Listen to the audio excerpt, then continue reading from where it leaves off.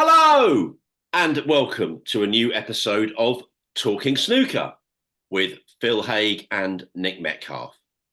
Once again, talking about the game we all love. We are indeed, and we're really in the meat of the season now, aren't we? It's getting really busy as we head into the autumn, and we love it. And we're joined tonight by a very special guest to talk about the game we all love, as we always say.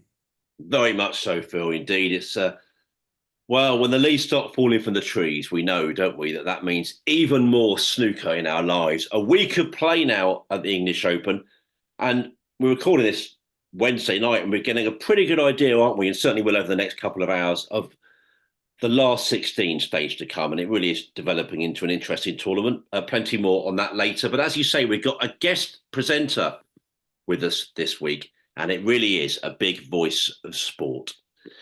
This man has been reporting and commentating on sport on television and radio for decades. He was a voice of Leeds United on radio in the 1990s and has been a major part of Sky Sports Rugby League coverage since the early days of Super League. But perhaps he's become best known for being part of Sky's darts team, becoming a familiar face and voice at all the major events, including the World Championship at Alexandra Palace. He's also a genuine snooker lover, and we're really looking forward to his words of wisdom on the podcast today. Rod Studd joins us on Talking Snooker. Rod, it's great to see you. How are you? Never better, thank you, Nick. It's my pleasure to be here. Thanks for inviting me. Well, it's brilliant to see you, and we know you're going to be just brilliant for everyone to listen to tonight because you're a man with so many opinions about all manner of sports. Of course, the focus will be snooker here. And maybe we'll kick off before asking a bit more about you, about the sort of season so far. And undoubtedly the man of the season, Judd Trump. I mean, the guy goes from strength to strength. He's absolutely relentless. You must be, like everyone else, just sort of blown away. Well, it happened a bit similarly last year, didn't it? When Trump was winning left, right and centre. But when it got down to the big one, he didn't.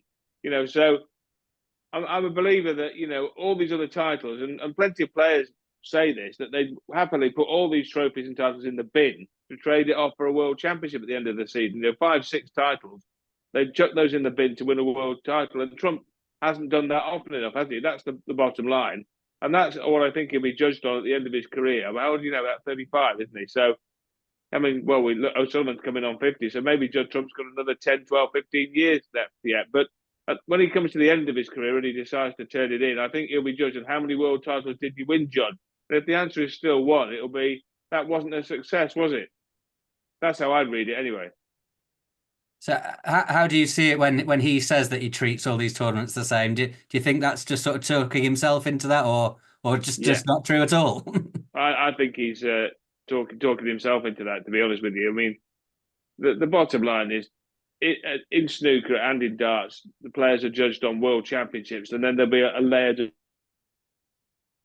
just below that. In darts, it's the match play. In snooker, it's probably the Masters in the UK, isn't it?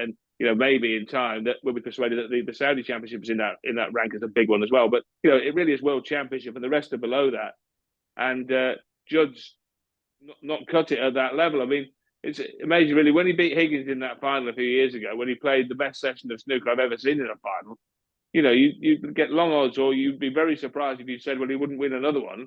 But he hasn't. And, O'Sullivan keeps doing it at the age of 48, and he keeps coming back and winning the big titles. And I don't think, I'm not saying Ronnie O'Sullivan doesn't try at the English Open and the home nations tournaments and bits and pieces here. I mean, clearly he goes out and he's a competitor and he wants to win, but he knows at the end, as it's been proven over the last few years, he's judged on the big ones, the Triple Crown and the World Championship. And he wants that 8th one, doesn't he? Mm. He wants to get past Hendry. We all know that, because that's the Stephen Hendry is the standard by which all players have been judged since Stephen Hendry. Prior to that, it was Steve Davis that every player was judged by. And Hendry had to get past Davis, so Sullivan's got to get past Hendry, and then everyone else coming onwards from 2020, whatever it is, if O'Sullivan wins another one, will be judged against O'Sullivan. Mm-hmm. And Trump, if you judge him against O'Sullivan by that metric, hasn't succeeded. He's beaten him over and over again, and he's beaten him in tournaments, and he keeps winning these tournaments. And when he plays so brilliantly in these tournaments, and he's favourite to win this now, of course, with O'Sullivan being out, by the way, and he may well win it at the weekend in Brentwood. In fact, he's a strong favourite to do so. But it'll be another tournament that he can put on his CV, another trophy on the mantelpiece, but it isn't the World Championship. Brilliant though he is, and exciting though he is to watch, and he's a sensational player. We know that. And when he's in full flow, there are a few better sights in snooker. Like I mentioned, that session against Higgins in the World Final, but he doesn't do that consistently enough, and maybe he doesn't win when he's not playing at his best, which is what the great players always seem to do. Yeah, that's all fair. You mentioned Ronnie there. We were actually just talking before we came on air about him. Yeah. Unfortunately, Phil, you are breaking up there. We do have some bad connections. Sorry about that. Rod, was Phil breaking up for you? This is a bit sorry just to. Yes, he was. Right. I can hear you perfectly. Right. Phil buffering, is that the technical term? That's fine. No, it happens. It's fine. Well, we were talking about Ronnie O'Sullivan. I want to come on that in a minute, but I've been pretty outspoken on Judd at times. I also think he's a sensational player and a brilliant generational talent. But I've sort of suggested at times that I think his greatness would be in question until he puts more of those very biggest titles in the game on the board more often. Now, in fairness, these are all very good tournaments he's winning. I mean, I don't want to do any of them down. They're all bloody hard to win, whatever they are on the calendar. But would you class Judd as a bona fide great of this sport? No.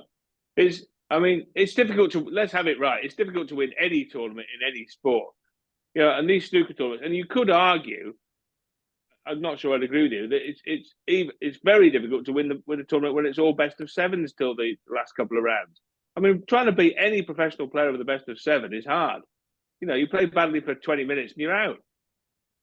So, and he's winning a lot of these tournaments, isn't he? And this English Open, of course, is best of seven all the way through until the very end of it.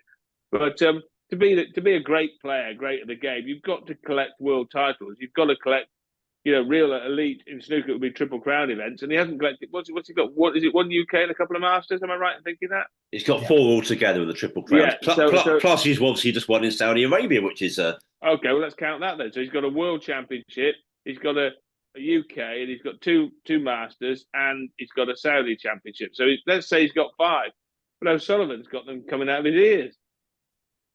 What about the devil's advocate? He's got more in any one of those categories than Trump has totally, hasn't he? I mean, just take the World Championships. He's got more of those than Trump has got in total of major tournaments. So, I mean, is Jimmy White a great at the game? I don't think he is, no. Because I know it's a harsh judgment. I think if you haven't won the World Championship, I know people will listen. They'll be on my case about that probably, but it's an awkward one, and it's not an exact science. I've always believed that to be a great at this sport, you need to win multiple world titles. Now, that's not an exact science because Neil Robertson has only won 1. And would I find it easier to sit here tonight and say Neil Robertson isn't a great at snooker? I'd find it damn near impossible. But I'd argue he's on the boundary line because he's only won 1. Is he better than Trump? He probably is. He probably is a bit in terms of winning the biggest ones, but then Judd's won more overall. It's pretty close, actually. I'd say. Yeah, I agree. Pretty close. Trump is a swashbuckling talent. Of course, it's engaging. When you see a player play like that, pop balls with such effortless ease and from all angles and from all distances, you can't help me by being captivated by Judd Trump. He's an engaging character. I've been a real fan of his since 2016 when he got out of jail against Wembo at the World Championship and said he was going to put 200 quid behind the bar at the Graduate. And then he actually did, and I thought that was absolutely blinding. I thought, what a guy. That's the kind of guy you want to go for a drink with, isn't it? And so you're swayed by that. Your judgment is swayed a little bit by the character of the man. And you think, it must be great fun. Would it be good to have a pint with him, especially if he was paying for it out of that 200 quid? But I mean, so Trump's a great character and a flair player and a flashy player, and people are attracted to those kind of players and maybe judge them as better than they are. Whereas Mark Selby, I'm a big fan of Selby because if you're having a bet on a match, that Mark Selby will give 100% for every ball from ball one to ball whatever it is at the end. And whatever he does on any given day will be the best he could do on that given day. Now, some days he won't play well for whatever reason. That happens. It happens to all sportsmen and women. But Selby will give everything, every shot. And if the best he could do was to lose 6-1, he'll lose 6-1, not 6-0. And you can't ask for any more than that if you're having a bet on a man. Okay, because it's controversial, and I've put mine ahead of other power, but it's only fair for you to do so. What do you say on Jimmy? No, I could, because he hasn't won the World Championship. And you could say to come close without winning it, you know, and that would be a fair argument. Those games against Hendry, when he seemingly had one of them in the bag, or two of them in the bag, he led by a mile, didn't he, going to the final session one year?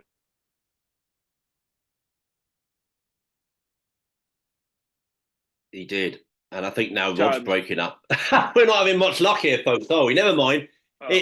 No, it's the joys of the internet. It really is. I mean, we're at the whim of you know, the World Wide Web, folks. But we certainly got the gist of that, Rod. And I tell you what, while people can hear me, why don't I press ahead with the next question, which I think you were trying to ask, Phil. We want to get to your views, Rod, on another matter this week. Ronnie O'Sullivan lost to Hager Kwang at the English Open.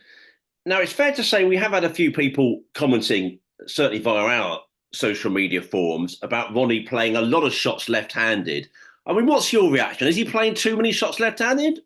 No, my view is that it's his cue and he can do what he likes with it within the confines of the laws of the game. But, you know, if Ronnie O'Sullivan wants to play left-handed, good luck to him.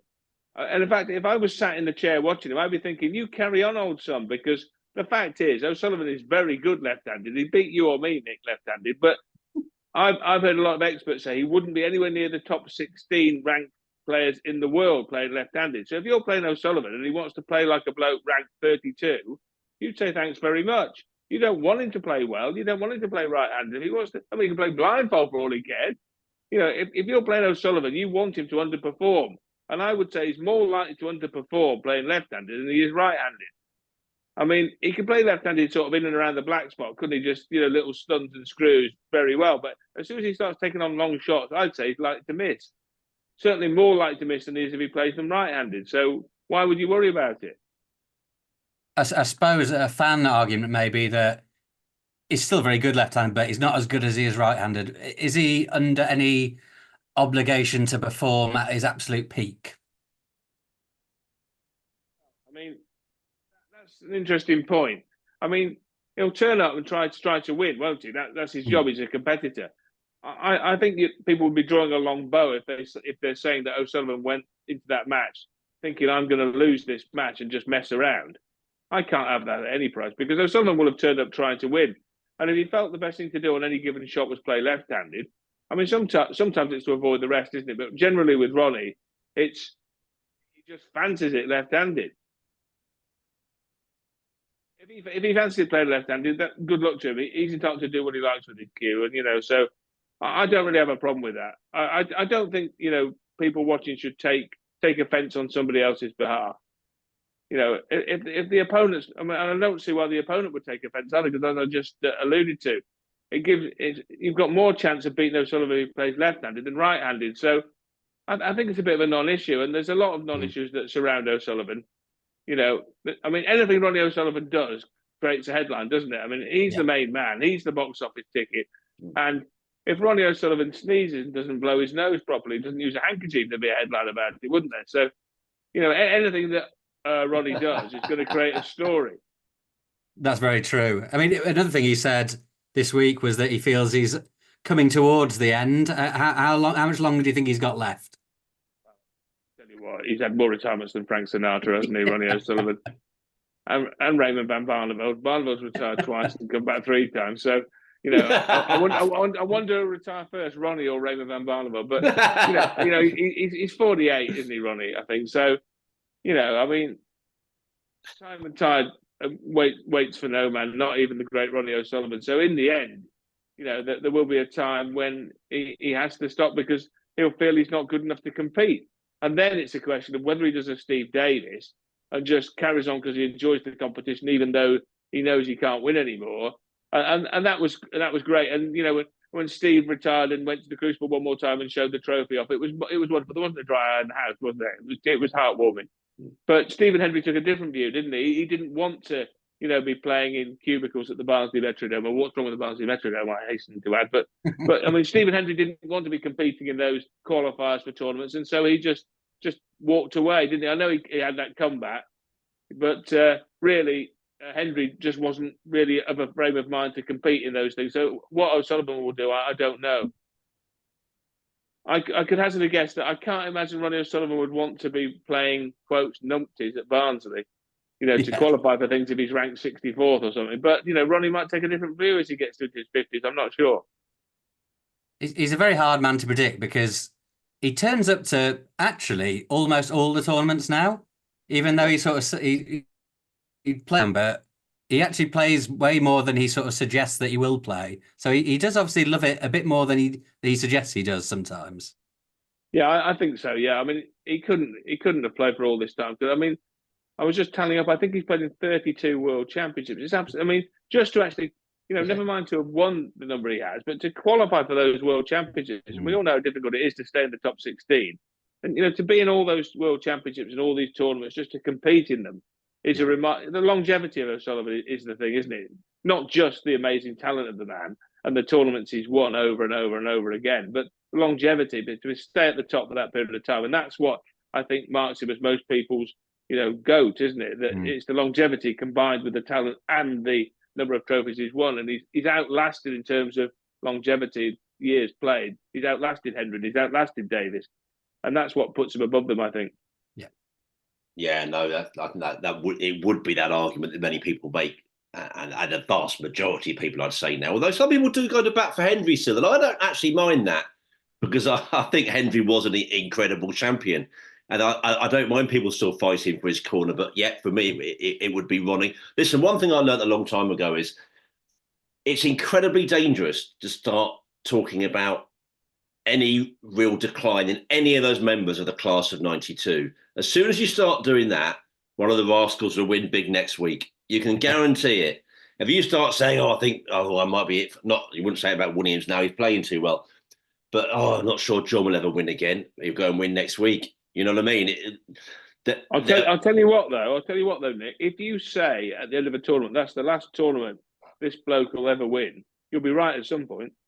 At the end of it, let's say, a young player comes through like Brissell or Littler in the darts, and people say, oh yeah, he's going to dominate. He'll win 5 World Championships, 3 World Championships, this, that, and the other. But if you turn around and you've got no idea of how many he'll win, but if you turn around and say no, he will never win another tournament again in his life, you're more likely to be, you will be right eventually.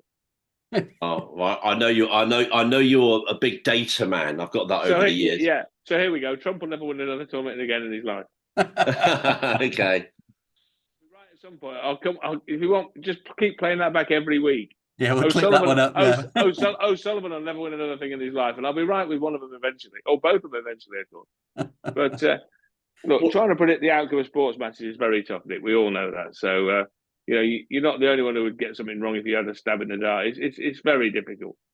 But just to say though, you're absolutely right, of course. But just to pin it on those three, they're obviously all remarkable. Higgins is the one that is more on the outs, seemingly at the moment in terms of winning stuff. Not that he hasn't got deep, but they won't go on forever. But I would think they've all got more tournament wins in them, haven't they? And probably this season. They're more than capable of winning anything they enter, for sure. And I think it's fair to say that Williams and Higgins are underrated to a degree simply because they're in the same group there. The class of 92 was Ronnie O'Sullivan. If it was just Higgins and Williams, there was no such thing as Ronnie O'Sullivan. Those two players would get a much higher rating overall, wouldn't they? They'd be revered much more than they already are. And they're greatly respected players, quite rightly. And they both had their dips in form. I mean, there wasn't so long ago that Williams was seemingly on the decline, wasn't it? And then he won the World Championship in amazing fashion. And Higgins similarly has had a dip, but you couldn't put a red line through Williams and Higgins entering in when they enter any tournament, could you? You couldn't say they can't possibly win. I'll stake my life on it, because you could be made to look very foolish by Higgins or Williams. They're both capable of winning tournaments. they're both, probably I would say now in the sort of 10, 12, 14 to 1 chances when they enter a tournament. They're not in the favourites, which would be O'Sullivan and Trump, but they're in a range there where they've certainly got a decent chance to win. I wouldn't rule either of them out of any tournament. Well, of course, and Williams went so close to glory, didn't he, in Saudi Arabia? I want to. You mentioned darts, and I really want to pinpoint it on darts quite soon, and maybe some of the things that snooker can learn, and other matters too, and talk more about your sort of yourself and your background. But just one other sort of pretty big issue in snooker right now is the return of Zhao Zhengtong, and we presume the return of others soon that are involved in snooker's biggest ever match fixing scandal. He didn't directly throw a match himself, of course, Zhao. Important to say, there were varying degrees of behaviour with regard to this. But would it be too soon for him to come back, and maybe the others to come back? Well, I mean, it's always difficult whenever you're talking about crime and punishment, whether it's within sport or within society, Nick, because it's a difficult, almost insoluble problem. Because what are you trying to achieve by a ban? Are you trying to achieve a punishment, or are you trying to achieve some rehabilitation to bring him back into the game or back into society in the case of a crime that's what I could call a real crime? So do you want these players to be punished forever and locked up and say they can never play snooker again, ever? Or do you want to rehabilitate them and use them to educate other people not to get involved in this kind of nonsense? So if the answer is the latter, then you're going to have to bring them back into the game at some point. We've seen that in cricket. The bans are usually a finite length, and the players will come back to play, but they will then be forced to be part of the ICC's education program to educate and encourage young cricketers not to get involved, and that's what they can do here, I think, with World Snooker, and get these players to make sure that the message is out there that this isn't something that you want to get involved in, and the dangers and the signs that they saw but didn't react to quick enough. Perhaps it's difficult because I've heard people who are experts in match fixing talk a lot, and some of the key elements are, one of the sort of red flag areas are individual sports where the money is predominantly very much heavy in the sport towards a small number of individuals, and the other players aren't earning anywhere near what the top individuals are earning. And then a raft of fixtures and matches, some of them that would be deemed by the players not to mean very much. And so snooker has got all the red flags flashing all the time. So the governing body and players, representatives have got to work very closely and strongly to educate players not to get involved in this kind of thing, because the temptation is going to be there, and there are always going to be nefarious individuals who will seek to make money, or to make nuisance of themselves and make mischief and try and take advantage of vulnerable young professional snooker players who maybe aren't earning very much and are struggling on the tour, and might see the temptation of a few quid for missing a few balls or whatever it is. So it's very difficult, but that's the key to it. You've got to educate these players. So I personally don't think that you should ban these people for life unless they repeat offend. If you keep doing it and you're not listening, then you're going to have to be banned for longer and longer periods. Eventually, you'll be chucked out of the game for good. But I leave that to people much more intelligent than me and understand the situation much more than me to make a judgment of what the punishment should be and how they bring them back. And I think that's probably what they're doing, is trying to balance all those factors together and make a sensible judgment. I think it probably was encouraging that they all got quite different individualized punishments, that so clearly a lot of thought had got into exactly what they'd done and how long they needed to be out for, because I think almost every single one was very specific to that person. Yeah.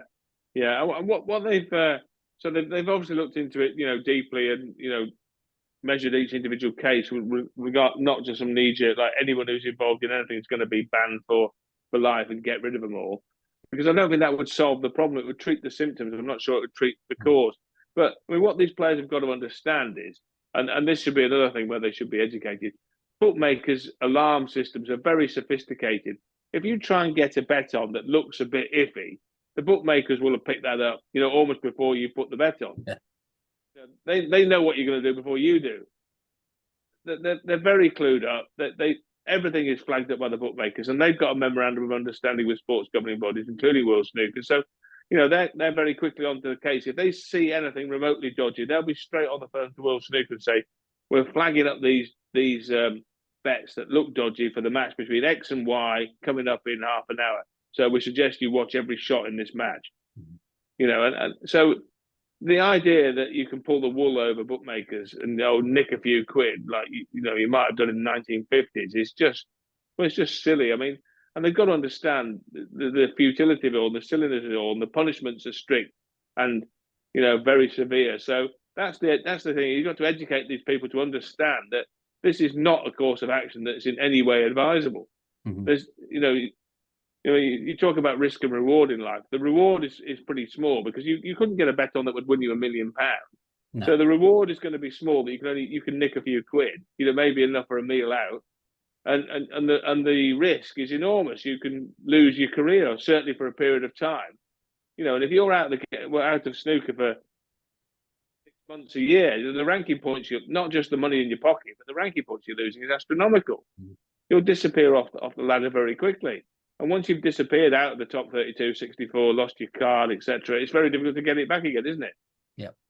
So the punishment is tough. I don't think we should say that the punishment is too light. I don't see that because lengthy bans are a punishment not only in the fact that you can't earn a living, but also the number of ranking points you lose and you disappear off the radar completely very quickly. Yep, that all makes sense. To completely change tack, we wanted to go back to the start of your career and how you got into sports media and commentary. If you could give us a little potted history of Rodstead there, that'd be nice. Well, not good enough to play, Phil.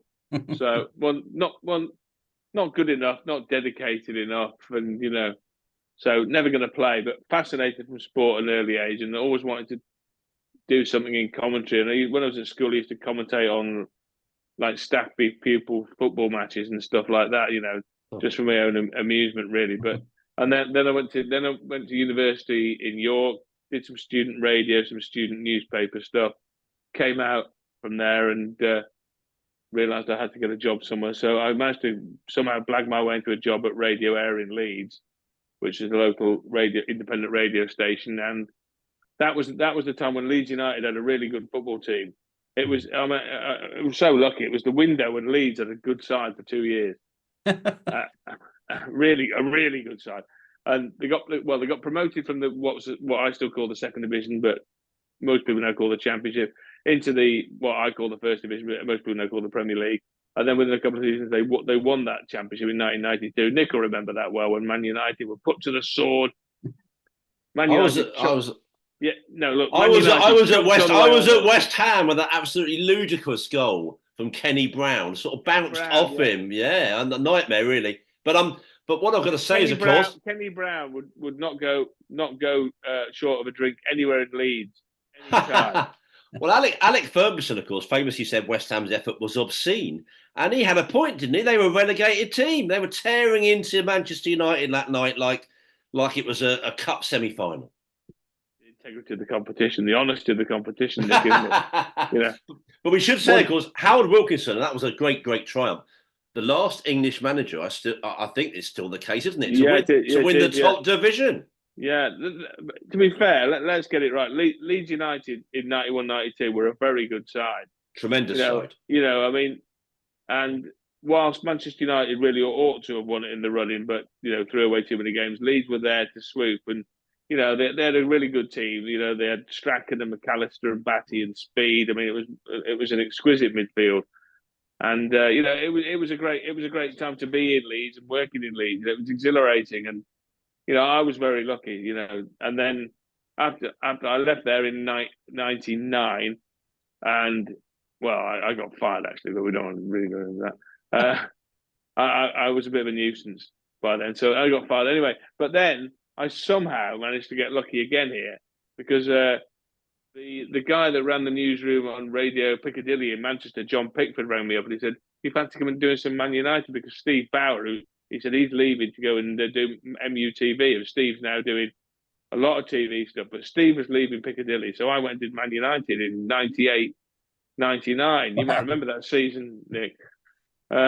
Well, yeah, so that was good. So I did a lot of commentary on Man United in 98, 99 until Piccadilly didn't have enough money to do the European Cup semi-finals and the final. So I didn't go to either of those. But nonetheless, it was still great. I did I did the FA Cup final and the game where they won the league against Tottenham. So it was good. And, So So I wait a came second. up. What did Piccadilly do on the night of the? And I probably will remember this, but just can't No, cut on. What do they do on the night of the European Cup final then? do you know what? I don't know because I was still living in Leeds at the time. I used to drive over, but I think they might have done it off the telly. But Because Tom Tyrrell going back was a huge character, wasn't he? yeah. Well, Steve had taken over from Tom Tyrrell. Yeah. I think a few years before that. So then Steve was doing the Man United thing, but then he left him sort of mid-season or early season. I started doing it in about the October, but so that was good. And then I went to do some Sky stuff and Sky Sports News, then moved into do some rugby league, and then in 2009, Dave Clark, who was a mate of mine from local radio, he was on Capital Radio when I was at Radio Air. He was by then doing the presentation of the darts, and he rang me up while I was just coming back from a Northwich Victoria game, and he said, "We need someone to do some darts in Bolton. Do you fancy a go?" So I said, "Put me down with pleasure." So I went and did some darts in 2009. I've been doing it ever since. So that was as popular history as I could give you there, Phil. No, that was superb, yeah. But so I've been lucky over and over and over and over again. I kept somehow being in the right place at the right time, and someone kept crossing me the ball, and it kept bouncing it off me like Kenny Brown. Bloody hell! I mean, go on, Phil. Go on, yeah, please. I don't know if either of you've seen it. I mean, you probably don't need to see it, but there's an excellent Amazon Prime documentary about that Leeds side that went up called "Do You Want to Win?" So if you haven't seen that, it's worth digging out. Got some great interviews with all that team. Yeah, I'd be very interested to watch that. It'd bring back some very happy memories, I think. So yes, thank you, Phil. Yeah. Yeah, it's worth a watch. Yeah. So obviously you're very well known for the darts now. Were you a fan of darts when you got into it, or was that just jumping in at the deep end? No, I was a big fan. I was like, I'm a sort of a child of the 80s when darts and snooker really had that first initial injection of impetus and of publicity and drive and all the big characters. So Davis and Alec Higgins and Jimmy White, and then in darts, Bristow, Lowe, Wilson, so and they ran in tandem, really, didn't they? I mean, there were two big indoor sports that suddenly were catapulted onto the mainstream by the BBC. So yeah, I was a big fan of darts in the 80s and still had been watching it after the rebirth of it, if you like, under Sky and the PDC in the mid 90s. So I used to go and watch the darts in Blackpool quite a lot before I worked on it. So it was a bit of a busman's holiday, if you like. But I quickly settled into working on the darts and being still a fan, but a fan with a microphone. So yeah, it's been great. I've really enjoyed every minute of it. I've been very lucky. And how different was it, just transferring skills from football to darts, or from rugby before as well? And is it the same skill basically, or how different, other than obviously? Well, I mean, radio and TV are different because TV, they can see what's going on. They don't need some half-wit telling them. So Richie, I mean, I go back to cricket in the 80s. I was a massive fan of Richie Benaud. I mean, absolute genius. There were some great commentators in the 80s. I mean, Nick did that series, didn't you, Nick? That was the first time I got in touch with you, wasn't it, when you were writing your Voices of Sport series? Wonderful series. You must reprise it at some point. That's very kind of you. Yeah, re-release it. No, it was brilliant. It was that's very kind of you. But Benno was incredible, wasn't he? Because he made every word count, really. Yeah. Well, that's what I was just going to say before I interrupted myself. Richie Benaud said, "Never underestimate the value of the pause." And don't say anything unless you've got something that will add to the pictures. And Benaud was the maestro, and and so TV, you don't need to say as much. Radio, you've got to tell them exactly where the ball is, who's got it. They can't see it, and so TV is just adding some colour and some humour to the actual pictures they could already see. But the radio, you're the eyes and ears, and you've got to do all the job for the listener. So it's a different skill, and I think a lot of people of a certain age, my age perhaps, still really enjoy the radio. I think, and include Nick in that, because it's a very different experience to listen to sport on the radio than it is to watch it on the TV. Though TV is all encompassing now, but radio was big then, and I enjoyed the radio stuff, but the TV, I've enjoyed getting into that, and the darts has become my life over the last, what is it now, 15 years, blimey. No, it's brilliant. And you're right about the radio, the wireless, as I still call it. Yeah, it's a wonderful companion. I was only listening to Solheim Cup Golf in recent days, thinking how sort of special it is. I think every different sport has its own sort of radio charms. And yeah, no, you're absolutely right. Well, Rod, we're going to talk more about darts in a moment, but we should say we have a brilliant guest presenter here with us in Rod Studd. And you are listening to the Talking Snooker podcast with Phil Haigh and Nick Metcalf. So, Rod, we know you now as a big character in darts, in the darts media world. You obviously love the sport. Can you believe quite how big it's got? I mean, I think we all knew it was ripe for growth, but the growth has been staggering, hasn't it? Yeah, I think it has. I mean, I think it's still. I'm not sure if it surprises them, but the PDC and Barry Hearn and Matt Porter and the guys that have been in the chair and driving this growth. Maybe surprising the word. I mean, it obviously excites them and amazes them in some ways. I think that it still continues to expand, and they can take it into different territories, and it is getting huge audiences all over the globe. And every time they put a tournament on in a venue, it sells out. And so it's been extraordinary, really, because when the PDC was formed in 1994, I mean, darts was pretty much on its knees, and the players that broke away from the BDO were having to put their life savings into, funds to fund legal cases and court cases. And the whole thing, could have been on its knees and it disappeared forever. But, it went a different way. Sky got hold of it. There were great characters in the game in '94, like Phil Taylor. Bristow was still there. And, so it got a foothold. And then the general public fell in love with it. And it's a very addictive sport because, there's a spin of the roulette wheel, a leg of darts takes, anything between about 90 seconds and 3 minutes. So there's a spin of the wheel every 2 minutes, and you get another outcome. So you're watching it, and even when people they say they don't like it, I say just watch it, and they find themselves thinking, I'll just watch one more leg. I'll just see what happens at the end of this leg. I'll just see what happens at the end of this leg. And one more leg to see if he can win it. Oh, he's lost it. Right, let's see what happens in the next leg to see if they can level it up. And it's an addictive sport to watch. It really is addictive. And the PDC has done a terrific job in promoting it and, promoting characters. And the players obviously have got better and better and better. They become more and more professional. The more and more money increases the professionalism really in any sport. And the standards have gone up and up and up. And, players are coming from everywhere, all over the world. And young players are now coming through, players that you thought could never possibly challenge for world titles at the age of 16, like Littler.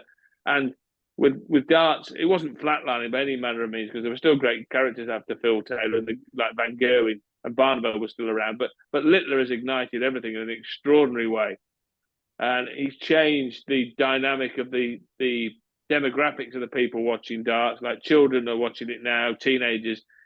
We have 2 teenage boys, and they just want to put the ball up on the wall and throw it and say, I want to throw like Luke Littler. And I get asked that a lot, even when I go to do a rugby match, the coach will say, what about Littler?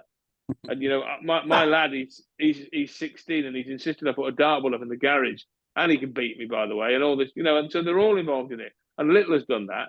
The number of people watching and the different demographic of people watching has changed in the last 6 months because of Luke Littler. It's been extraordinary. And, Littler's management team, himself particularly, and of course the PDC have all conducted themselves in the right way to promote him. And he's done a terrific job, and he's still winning tournaments. And he's made a massive difference. It's been that shot in the arm that no one could have seen coming.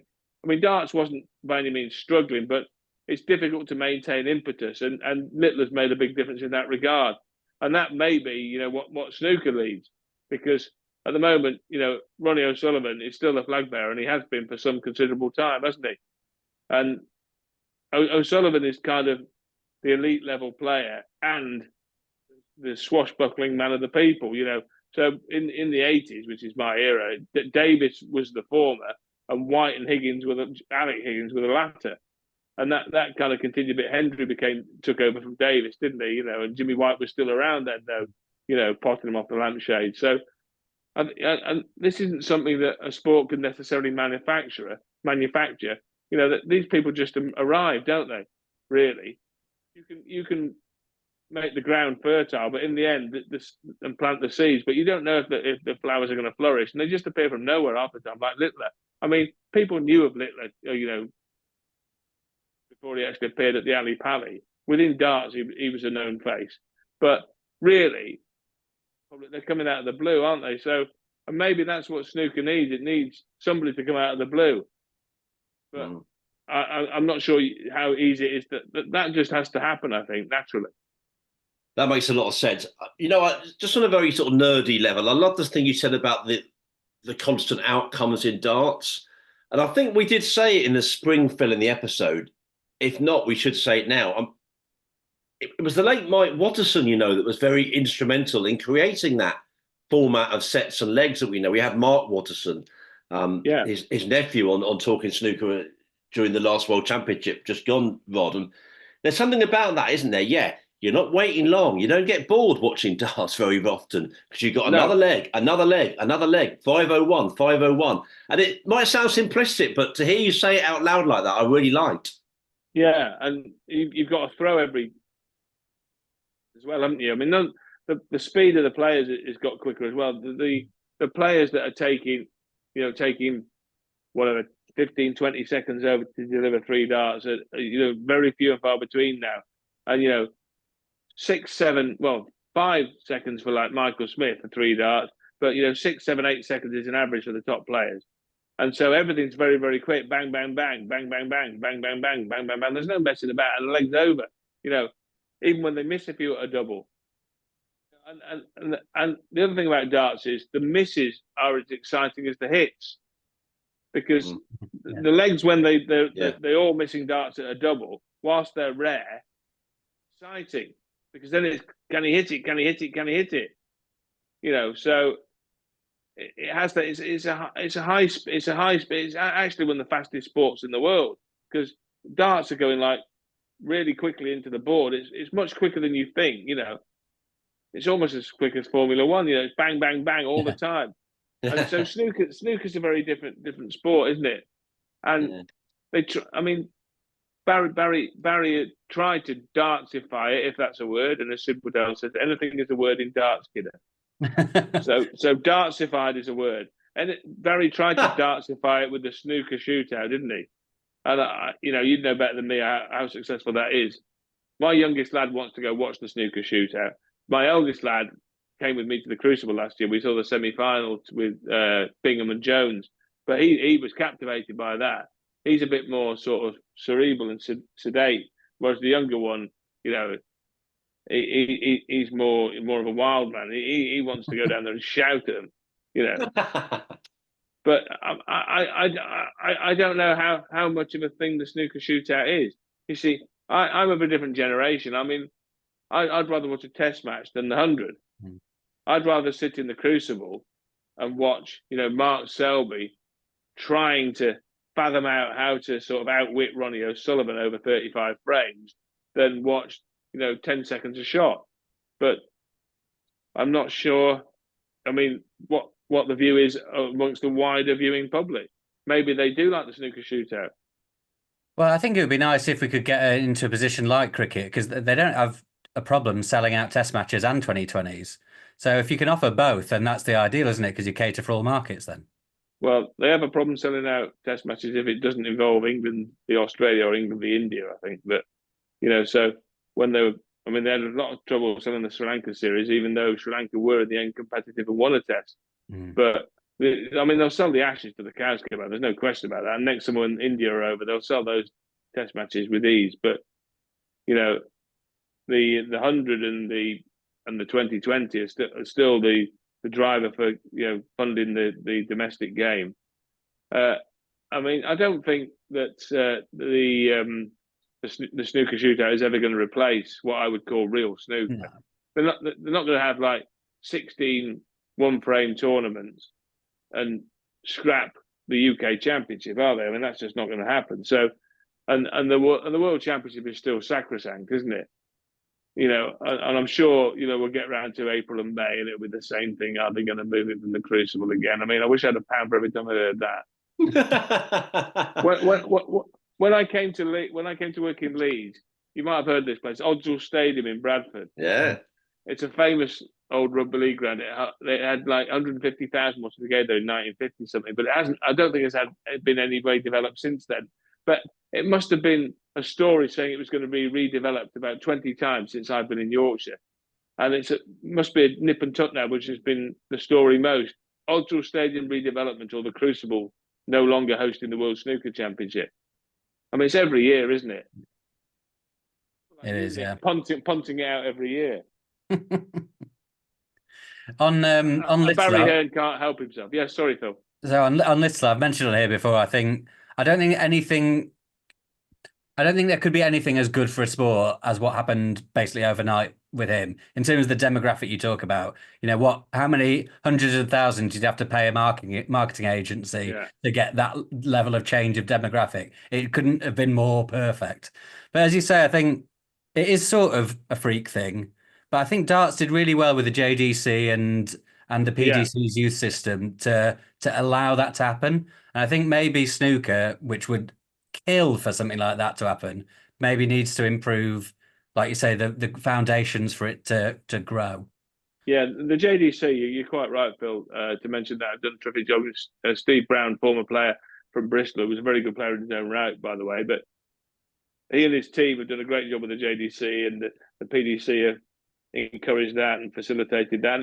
And you know, there are lots of academies and clubs for young players all over the country. I mean, Littler played in St Helens, but that club that he played in is, of course, they're queuing around the block to get in and join, aren't they? As soon as they see him on the telly, it's like, crikey, he was playing at our club, right? I'm going to go and play, you know. So it's been amazing. And a couple of years before that, Fallon Sherrock won a game at the World Championship, the first woman to win a game at the World Championship, and so there was a big change in the demographic there. A lot of women were watching it, and you know, friends of Mrs. Studd who don't watch darts would ask me, how's Fallon Sherrock getting on? You know, and suddenly they want to watch. And then people that, you know, I didn't think watch darts will stop me and say, what's happened with Littler? You know, and so those two, I mean, the Sherrock win and the Littler phenomenon have shifted the demographics for more women and girls to be watching and playing, and then more young people to be watching and playing. And that's been a terrific twin boost for darts. And it's made a real big difference. Yeah, I was going to ask about Fallon because obviously you were on that famous call of her first win. Does the sport in general feel that has really made a difference in terms of playing numbers, or is it just sort of level of interest? Yeah, it had a big overnight, really. In when was it? 2019, when I think she won that game against Ted Evans. So you know, it had a big impact, and it then led to the formation of the PDC's Women's Series, and that has been a slow development too, into playing the Women's World Match Play at the same venue and the same week as the actual World Match Play in Blackpool in the summer. So there's a Women's World Match Play now, so there are more women playing and then more women watching. But how much that can grow, whether the PDC are going to stage their own Women's World Championship, I think we're a little way off that yet, but they're still, you know, putting a lot of money into that and playing women's series events on a regular basis. And we're seeing the standard of women's game go up. I mean, Bo Greaves is sensational. Yeah. You know, she is a bona fide competitor when she plays against any player, any male player, you know, and she'll be at the Grand Slam of Darts in Wolverhampton in November. We'll see her playing again. But, you know, she's a sensational player. And I think the development of more players like Bo Greaves, and that's what, again, you need players to look up to if you're a young player, that you're a young boy or young girl. You want to say, I want to be Bo Greaves, I want to be Luke Littler. And that's how people get into sport, isn't it? I want to be Ronnie O'Sullivan.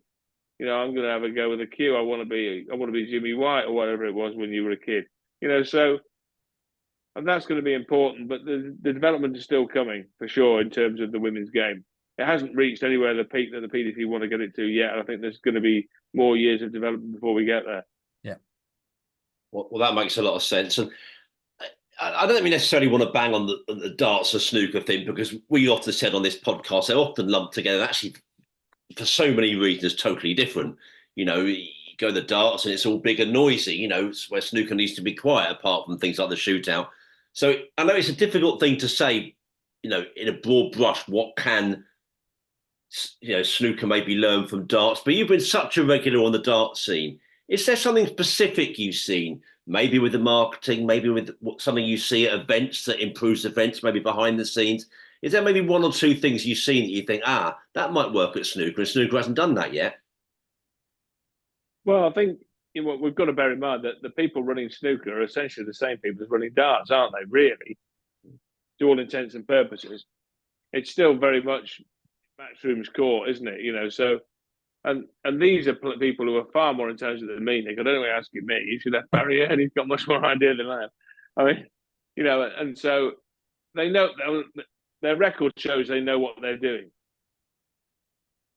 Sure, they're looking at what they're doing in one sport and saying, will there's a crossover there, or is there a crossover from snooker to darts? I mean, essentially, if you're a competitor, they're similar sports in the sense that, they're elite level individual sports, and you're out on your own out there, and you're having to, solve problems yourself. There's no teammates to help you. So as a competitor, I'd say they're probably quite similar.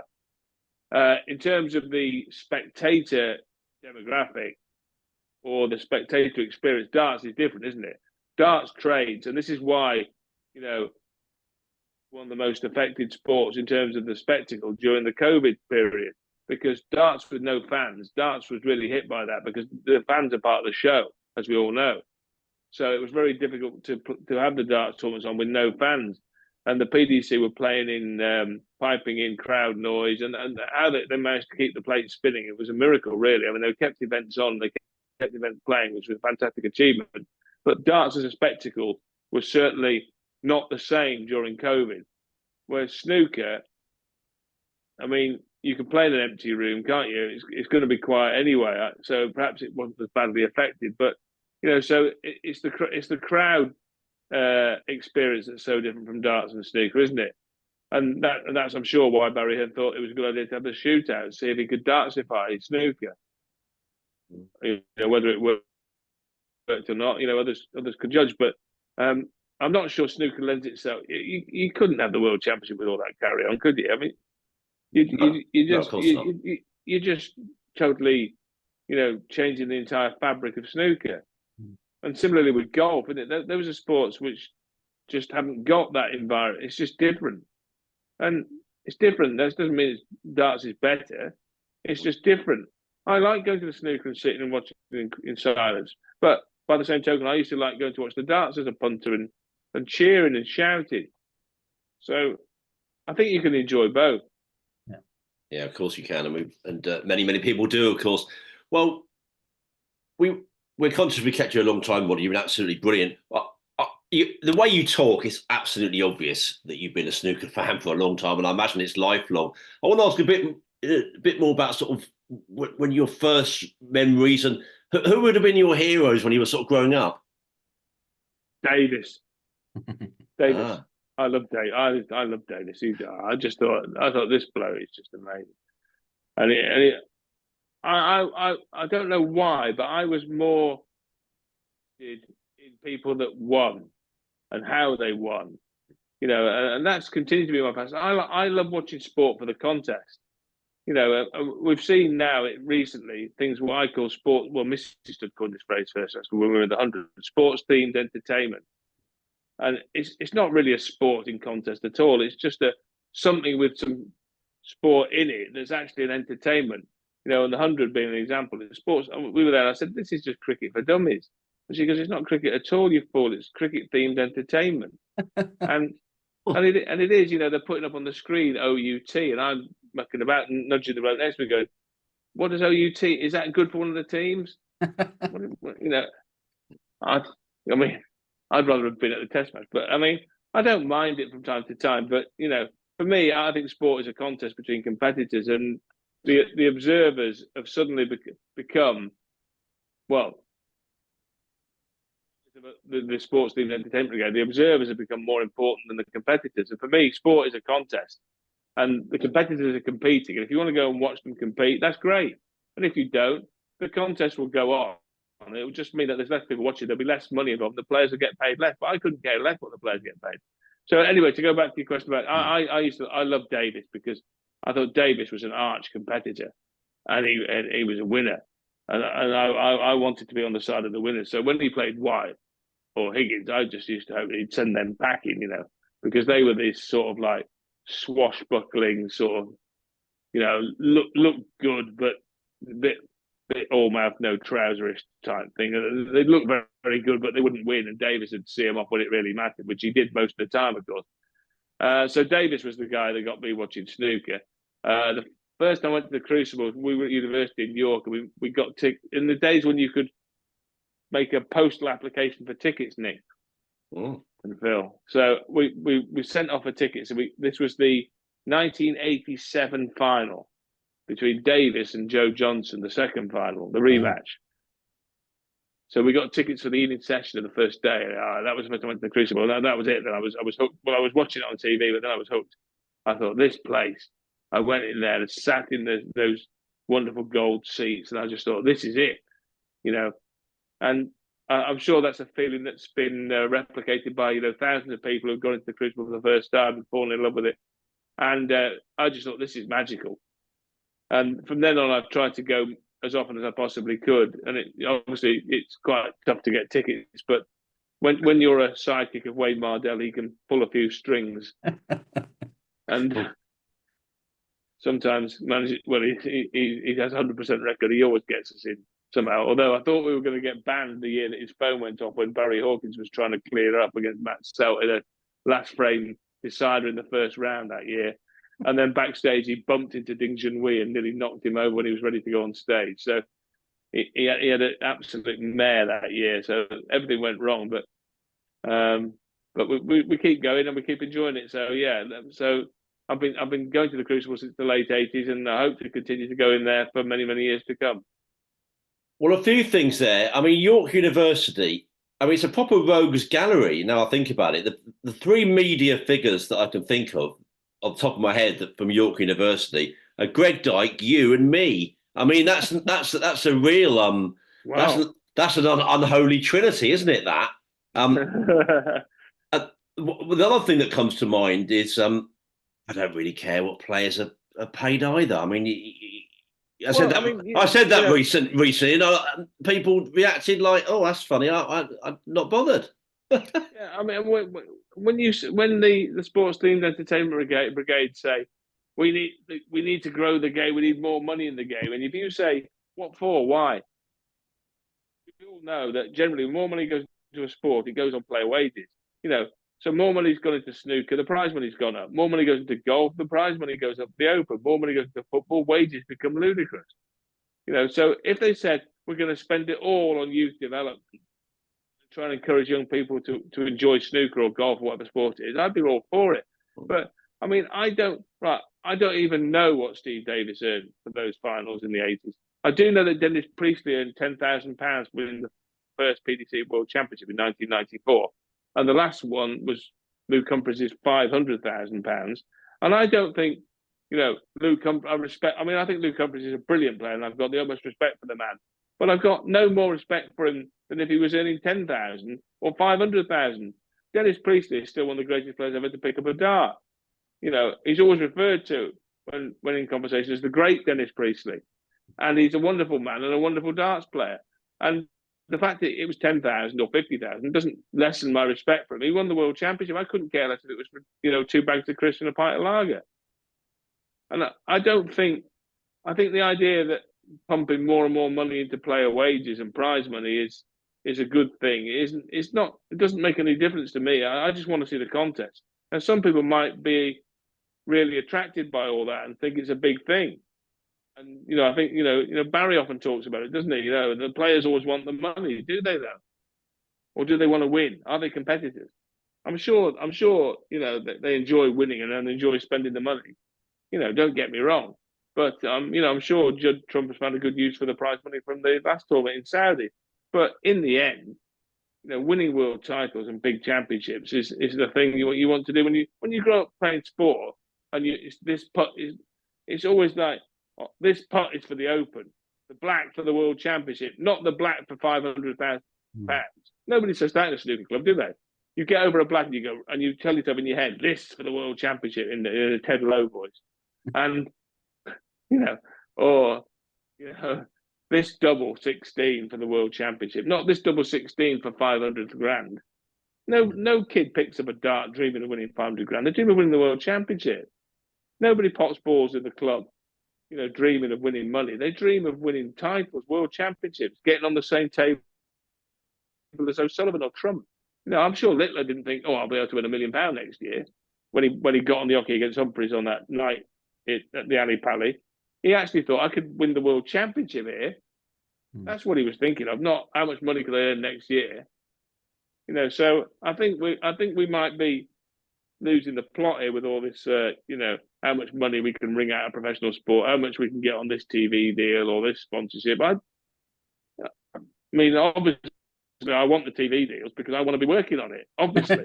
but I think we may be getting away from the core element of sport, which is the contest between great competitors. Well, I wouldn't disagree with an awful lot you said there, I have to say. The other thing, of course, that comes to mind is that I've always said... They all agree with me in the end, Nick. Okay, good man. I'm sure they do. The other thing that I often think is a myth, and I said it on here, is that nobody supported Steve Davis in the 80s. Now, an awful lot of people wanted Steve to lose. It's a very British thing. But I had quite a lot of friends that wanted Steve to win. And I've always said it's a myth that no one wanted Steve to win in the 80s. So, for example, on the 85 Blackpool game when Dennis potted, would you have been gutted?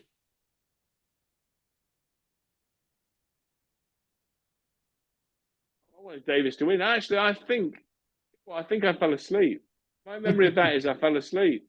What time was it? 1 o'clock in the morning, wasn't it? So getting on for that, yeah, after midnight for sure. I was probably trying to, get myself sorted for some important A-level work, Nick. So I was probably already exhausted from study. That must have been it. Davis, I think Davis led 17-16, didn't he? I think he did, yeah. I think 17. I think it was 17-15. Actually, yeah. I could be wrong. When he didn't wrap it up, then I think I just thought I can't face this. We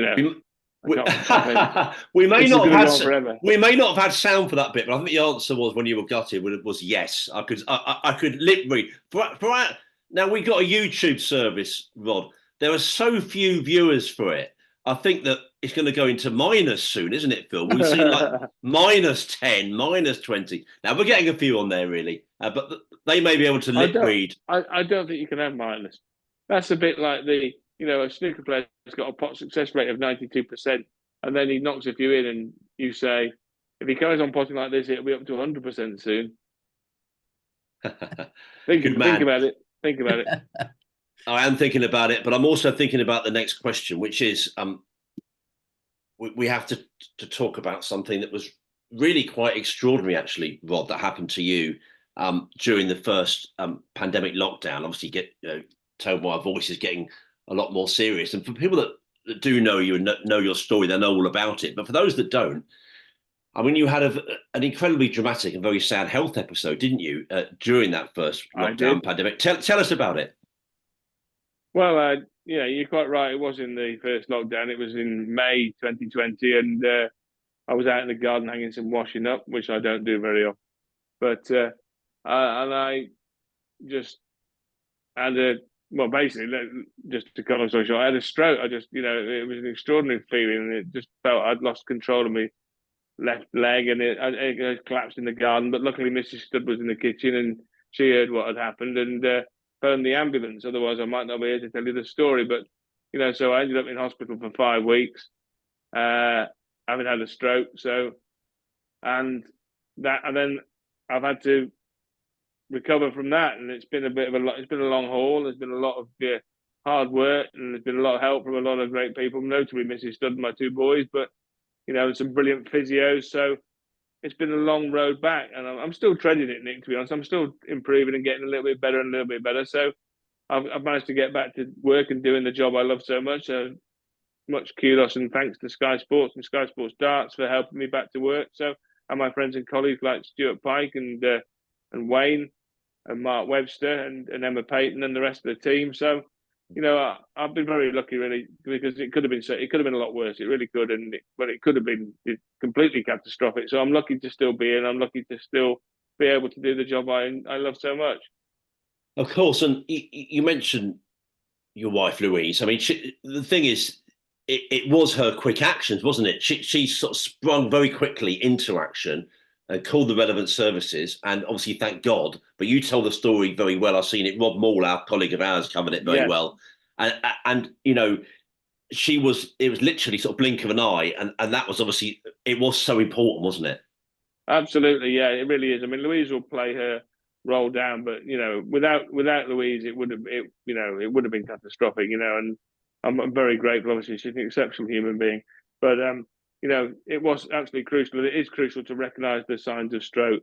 You know, if a friend, relative, or loved one is suffering from a stroke, you know, it's face drooping, arms, you know, drooping, and speech being slurred, and you've got to get the ambulance and just get to hospital, because every second is very precious. So, you know, it was absolutely crucial. I had to get to hospital sooner rather than later, and I was in hospital for 5 weeks. So it was a long haul, and then getting back home and doing all the physio and all the work. And you know, I don't want to bore you, but I mean, you have to relearn. The brain has to relearn things. You know, all the things that we take naturally, like even like something as very simple as walking, you have to relearn how to do it. And then that will sound ludicrous, but you know, if I said to anybody, "How do you walk?" you'd think, what an idiotic question. I just put one foot in front of the other. But how do you do it? What do you do? Do you bend your knee? Do you put your heel down first? The answer to both of those is yes, by the way. You put your heel down first when you're walking. It's called a heel strike. But you know, I've learned all sorts about the brain and the body. It's unbelievable.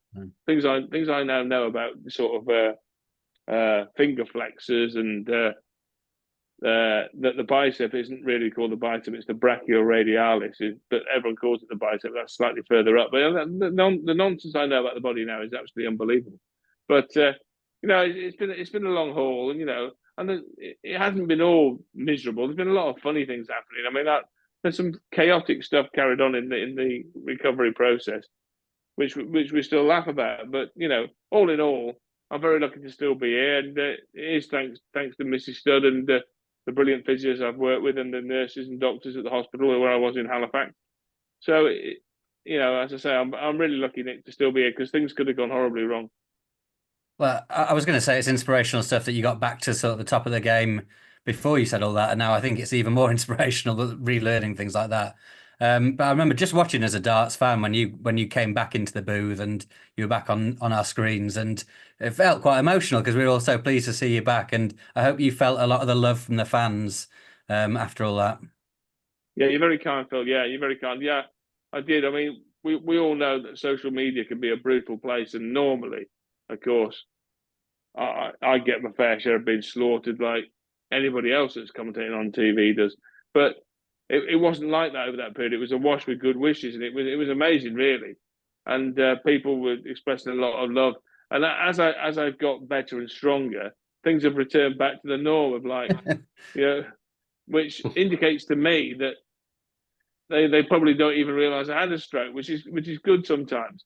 And you know, Louise says that if I'm out somewhere and say, well, you know, they could have let me sort of get out there. It's not that easy. And she said, well, they look at you and they don't think there's anything wrong with you. That's why. It's a compliment. Yeah. So I see it as a compliment now if someone's having a pop on social media, that they don't realise that there was anything wrong. They just think it's the normal drivel he was talking, you know, 5-6 years ago.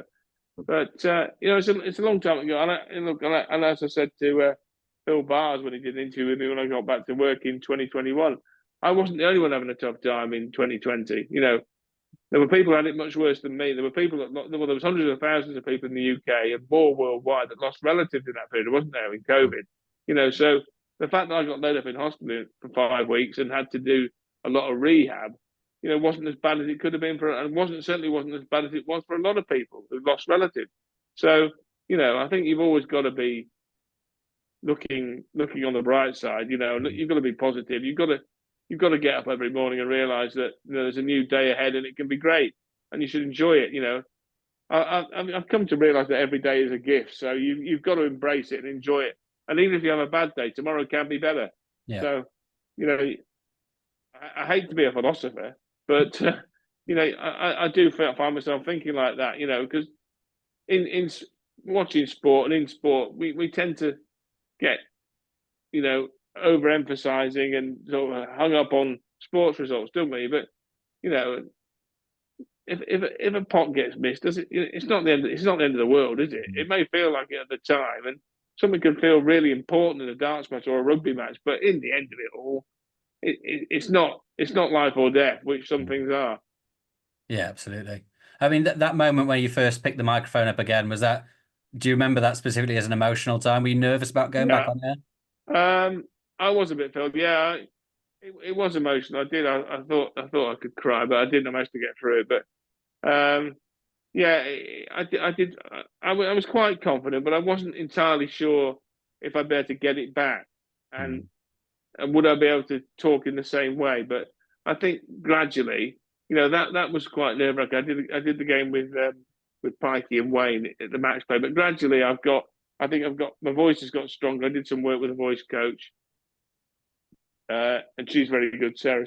She teaches my older son acting, so she helped me with the voice and breathing and getting ready to do commentary, and that was a big help. And my voice has got stronger and better, and it's back to something like I think now. And I really enjoyed it and getting back to the camaraderie and the repartee with Wayne, and things have gradually improved. And I've really enjoyed it. But yeah, it wasn't nerve-wracking to start with. It was a bit like getting behind the wheel of a car for the first time, and that's something else I have to relearn as well, driving, by the way. So, but I'm pleased with the progress we've made, and I'm proud of it, really. So, hopefully I can continue to get stronger and better. Yeah. Brilliant. Well, it's brilliant. I know there's been some moments over the years where I think I'll remember that. I remember someone saying that, and you talking about having to relearn to walk there would be right up in that category for me. That's extraordinary to hear it outlined like that. And it's as Phil rightly used that word inspiration. You certainly have been. Your stories are a pretty amazing one in terms of getting right back to the top, and we're so pleased to see you. And I'm just an ordinary bloke doing my best, Nick. I don't think I'm some kind of superhero. I'm just no, we don't think we don't think you're a superhero either. But we think getting back to doing what you love after something like that is quite something as well. Yeah, thanks. I'm really proud of it, really. And as I say, I've got a lot of people to thank. Louise and all the physios and everybody. And but coming back from stroke, it is tough. It does take a long time. It's taken me a long time, but there is hope. It's not the end. So for people that know friends or relatives with a stroke or have a stroke, it's not the end. You can come back. It will require hard work, but you can do it. And there are other examples of people that I know, having read that piece from Rob Moore, you admire as well, including Michael Johnson, that people forget that. That came back. So there are examples of people in public life, aren't there, that have had strokes and, as you say, had that recovery. Yeah, Michael did brilliantly because, of course, it was very similar. He was back to broadcasting, wasn't he, on the BBC doing the athletics in the most eloquent way. So that was great to see him, fighting back. Yeah, brilliant. Rod, we honestly knew you'd be great, which is why we invited you on. You've been terrific value. We can't thank you enough. Please come back and see us again one day. And, all the best to you, sir. It's really my pleasure, Nick. Honestly, I'm delighted to be on, so thanks for asking me. And it's been my pleasure to appear and sort of ramble on a little bit about snooker. It's been a delight. And hopefully we'll see you at the Crucible in April. Yes. And if I do come on again, I'll tell you the story of when Mrs. Studd got stuck in the Crucible during a semi-final between Murphy and Peter Ebdon, while me and a mate seconded to the bar. And she hates snooker. Wow. Okay. Tell us that next time. Brilliant. All the best to you. And I'm still married to her. Right. Okay. Good luck.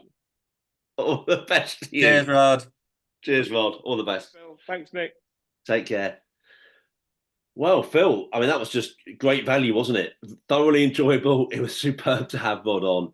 And mixture of the sort of laughter there, of course, loads of that, but also at the end, so inspirational. Rod outlining some of those issues with getting back to sort of, something like reasonable or even good health again after something so devastating as a stroke. It really meant a lot to hear that, and just an inspiration. Oh, big time! Yeah, I mean, almost feeling like you're starting from scratch. When you don't expect to, at that age. Incredible stuff, and such a credit for like I said, the hard work. Like, we only got a tiny fraction of what he had to go through to get back to where he is now.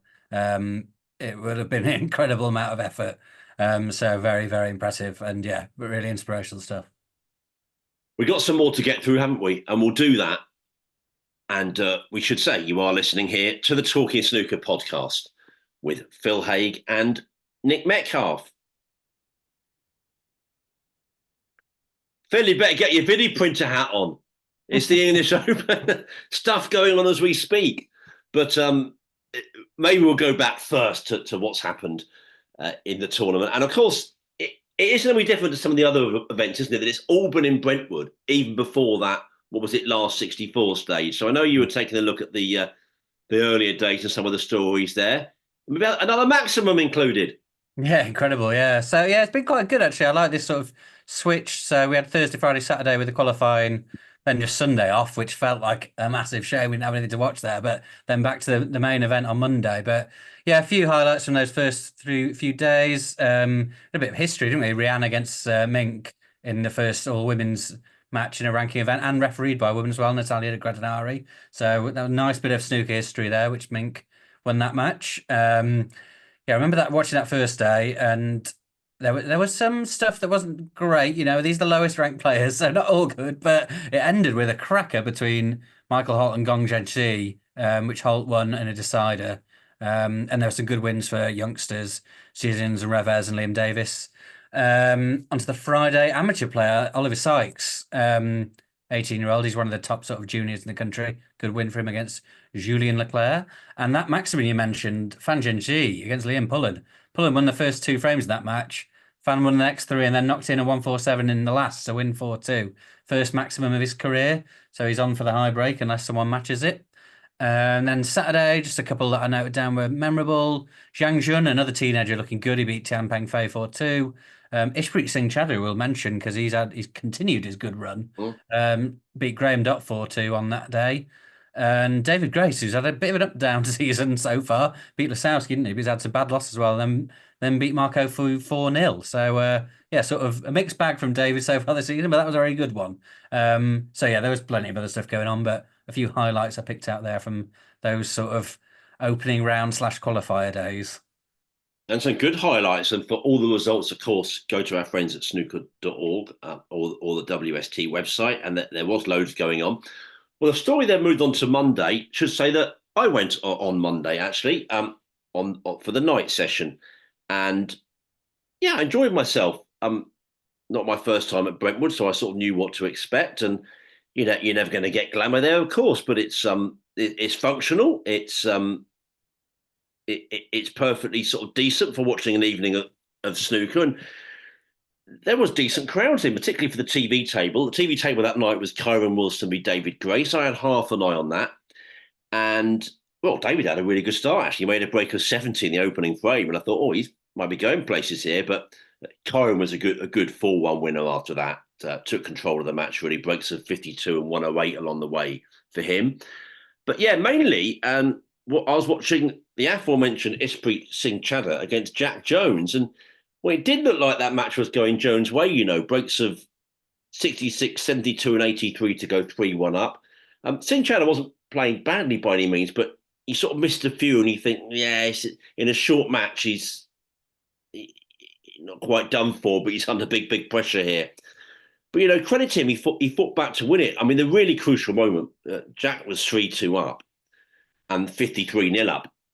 And he had a black, it wasn't a routine one. It was a bit awkward, but you kind of would have expected, he certainly would have expected to get it. Missed it, Singh Chadha got back, won that frame, and then took the decider. And, you know, it was a good effort. Breaks of 57 and 68 for the, you know, in those final frames, those final three frames, forcing Chadha to get victory. So that was, yeah, a real sort of bit of a surprise. The world finalist, you know, would have taken most of the attention there, and he was obviously ahead, but ended up losing it. Well, elsewhere that day, quite a lot of close ones, actually. Judd Trump had a nervy old one against Liu Hongyu, winning 4-3, while Zhang Anda had a real battlefield against Mark Davis, winning it 4-3, break of 63 in the decider there for Zhang. David Gilbert beat Michael Holt 4-3, another match that went all the way. While Stuart Bingham went out, he'd beaten 4-3 by Wu Yiza. Another couple of results I've taken down from that day. Bulsu Revez beat Wonsidjun 4-2, while top win for Fang Zhengji beat Ryan Day 4-1, breaks of 66, 94 and 67 from Fan. And then moving on to Tuesday, the highlight's got to be Mark Williams going out to Ben Wollaston. That was a top win for Ben, 4-1 against the great Williams. Of course, came so close to glory, as we were saying earlier with Rod in Saudi Arabia. So an early exit for him in this one. And that result we mentioned also earlier, Ronnie O'Sullivan out, beaten 4-2 by Haigui Kwang. So quite a day of action, actually. And elsewhere, Mark Allen got himself through, but in a tight one, he beat Long Zhihang 4-3. It actually was 3-2 down there, so came back to win it. Jiang Zhen, who you mentioned before, he beat Tom Ford 4-2 that day, breaks of 127, 104, 65 and 76 from Jiang. So can't do much about that. Top scoring, and Hossein Rafai made 2 centuries and a 98 in his 4-3 win over Matthew Stevens. And we're on to today, Phil. Wednesday. I know play's still going on, but there's been plenty going on throughout the day, and you've been keeping an eye on that. I have, yeah. I mean, it was last night's play, but I suppose I've watched the final shots of it this morning when I got in from watching my team Barnsley lose 7-0 Old Trafford to catch the end of Luca Brissell beating Anthony Hamilton 4-3, and his first win since, I think it's March, which is unbelievable, really. But it was tense late night stuff, but Brissell got over the line. But then, yeah, the proper Wednesday action. Rematch from the Crucible, Mark Selby beating Joe O'Connor 4-0. No slip up this time from the Jester. Looking good, actually. And he's got CGR Wee in the next round, which is a tasty little number there. And Wu Yiza continued breaking Essex hearts after knocking out Stuart Bingham. He knocked out Ali Carter as well. So a couple of great wins for him there against the local lads. And continues to make really good progress, Wu. Really, yeah, he's just sort of steadily, not even steadily, like quickly rising up the rankings. It's good stuff. Watched Judd Trump beat Matt Selt 4-1. Didn't even replay that well, but it was pretty comfortable. Then up to Wednesday evening, near enough, aren't we? Karen Wilson fairly comfortable against Anthony McGill 4-1. Higgins Gilbert was a standout tie, but it was a bit of a funny one. What I saw of it, Higgins didn't really make any breaks. I'm not sure he made a half century. Only made 1 half century in the final frame, but won 4-1. So not quite what you'd expect there. He got over the line. Pang Junzhu knocked out Luke Brissell, so it was just 1 win for the Bullet, 4-3. And Haigui Kwang continued. You know, I thought if you beat Ronnie O'Sullivan, shock Ronnie O'Sullivan in a ranking event, maybe a bit of a high to go back down from, difficult to get up again. But looked great beating Steve Maguire 4-1. So really impressive stuff from Haigui Kwang. And similar stuff for Ishpreet Singh Chadha. He's still going, knocked out Hussein the 5-4-2. So yeah, all sorts going on. Lots of interesting results. Plenty of big names still going, but a lot of them going out as well.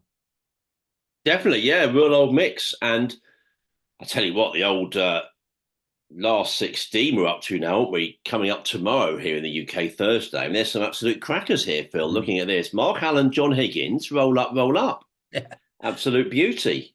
And what else have we got? Barry Hawkins, Kyron Wilson. Goodness me, another absolutely smashing match there. Wu Yiz has got Ben Wollaston. Mark Selby, CGY, really interesting game. Judd Trump against Fang Zhengji. And, 2 players that have been causing a right old stir this week have got each other now. Ishpreet Singh Chadha against Haigui Kwang.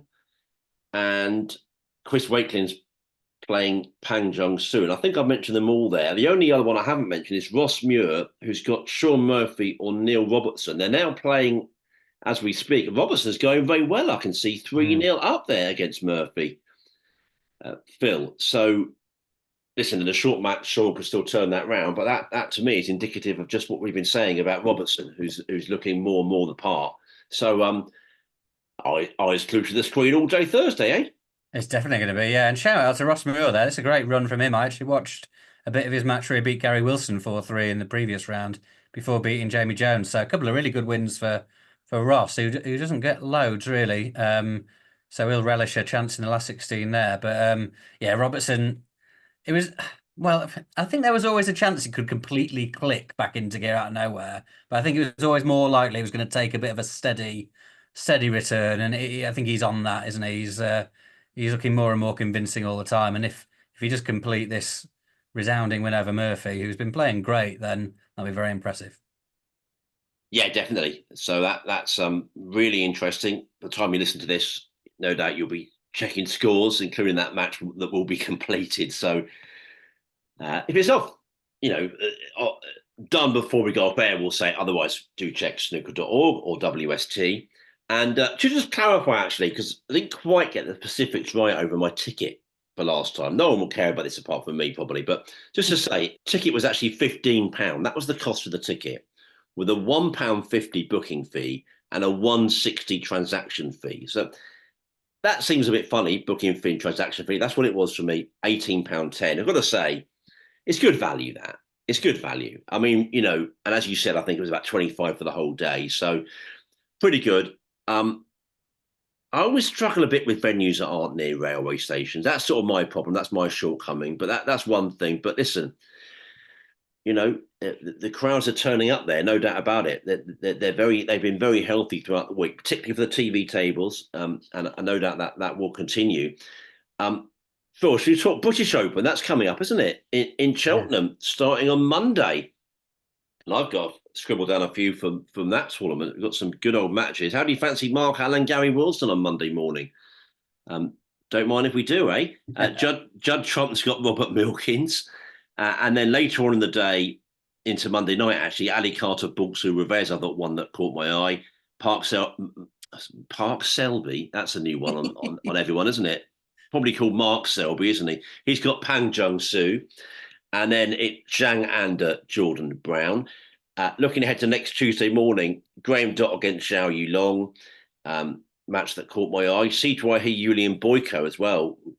Will be really interesting one to watch. Short matches, I know, but still could be very good viewing. Chris Wakeling, Wu Yiza, and I say good viewing. They're all available somewhere, aren't they? That's the thing. If you want to seek them out, that looks like it could be a betting site, wouldn't it be, for some of these? I think that's probably right. Yeah, that'll be a Bet365 job most likely. Another one, try one Newry Nop on Sangcam. That's on next Tuesday, and then next Wednesday. A couple I picked out, David Gilbert, Ben Wollaston, and Ricky Walden against Jamie Clark. So all manner of interesting matches. Of course, we know about the way this tournament is drawn and the kind of unique style of it, really, the FA Cup style format. So, I mean, we said it all about the British Open, really, and the tournament deserves for us to have said it all, Phil, because it's only the fourth edition back. It's come back with a bang, and it's a place I know from the races very well. I don't think I'll be able to make it. I'm annoyed. I thought I would at one stage, but I know it's in the Centaur building there, and they've had some decent crowds the last sort of one or two tournaments there. A bit of a sort of shaky start up in there, but that's the thing. You need to establish venues, don't you? Get people used to them, and then the crowds sort of build it and they'll come type thing. Yeah, I've not been, but I've only heard good things about that venue. Nice part of the world, isn't it? So that's something to look forward to. And I think especially the sort of packed calendar this time of the year, we get a lot of events in the UK.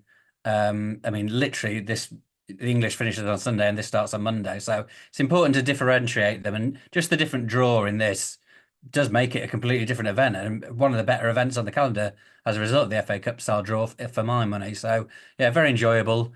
Since it's come back, we've only had Welsh winners. Williams Day, Williams. So I suppose Cheltenham's not that far from Wales, is it? Is my geography about right? Not that far at all. Not that far. I think people come. Well, I've known people many times over the years to come from Wales for the Cheltenham Festival. Put it that way. Put it this way: it's about 40 minutes on the train from Bristol, Cheltenham, because I've stayed in Bristol for the festival, and we know how near Bristol is to Wales. That's a roundabout way of saying it, isn't it? Close enough. Yeah, that'll do. But no, that's one to look forward to. It's the other way around, isn't it? Because I remember being in Brentwood last year, and they'd all just come from Cheltenham, so they're the other way around on the calendar this time round. But no, I've enjoyed all the British Open so far, so no reason to expect it won't be another good week this year. 63 miles. I looked it up. Close enough, yeah. Yeah, that's much better than my roundabout funny way of saying it. That's about an hour's drive, I would say. So yeah. So all the best if you're going to the tournament. I know many people that are, because I've spoken to them and I've seen messages and people that I know. So always let us know if you have been to that. And actually, that reminds me, we had an email from Joe Gibney, which I didn't have on my list here, but I feel duty bound to read it out. I hope that's okay. Oh, yeah. The only way is Brentwood here, and very kind of him to do so. This is Joe Gibney, strong acquaintance with the podcast. I think it's fair to say. He said, I decided to use a day off work usefully, and so living in Greater London, the posh name for Essex, off I went to the English Open snooker qualifiers. The last time I was there, it snowed.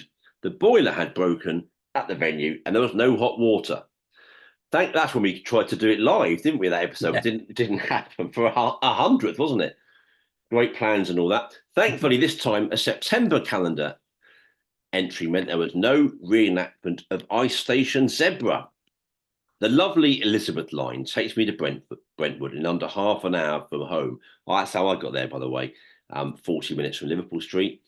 And a 37 bus takes you 200 metres away from the Brentwood Centre. I gave up on that bus. I mean, I've got no patience. 10 minutes, I thought, I'm just getting old here. I'll get a taxi. And that's extravagant. I can bear the wait. The 10-minute bus trip had me shaking my head as I counted 8 barber shops en route and umpteen tanning salons. How on earth do they make money? Wow, it's not up for me maybe to make allegations on this podcast, but there has been some stuff in the press recently about barbers. Say no more. Delve a bit more into it if you want, but there's definitely a story there. I went into the entrance showing pictures of snooker players outside. Oops, I'm now in the players' lounge. This is a bit sort of sneaky from Joe, isn't it? Oops, on that. It sounds like a bit deliberate to me. Walking into the play. Anyway, it did occur to me I was dressed in all black. It did occur to me that as I was dressed in all black, I doubt anyone was a household name. I might have got away with starting a frame. I did learn that their area has the better bathroom. Anyway, sanity prevailed, and I paid my £12 for sitting where you like. Not completely true. You can't sit in the players' seats. Sounded like a bargain to me. So I just realised how long this is. We could be into Michaelmas, Phil. Sounds like a bargain to me. So I can't pretend I wasn't disappointed to see I was one of a total of 14 fans there. Well, there we are, you see. So, we've had comments about a certain tournament recently and not having many people there. Or Joe telling us there wasn't too many here for the opening stages of this. If we hope to keep the Saudi clause away from our beloved sport, I am very anti-Riyadh season. But that's a conversation for another segment. Then we need to do our bit and support the Bushish venues when we can. I saw a break of 72, which was met by absolute silence.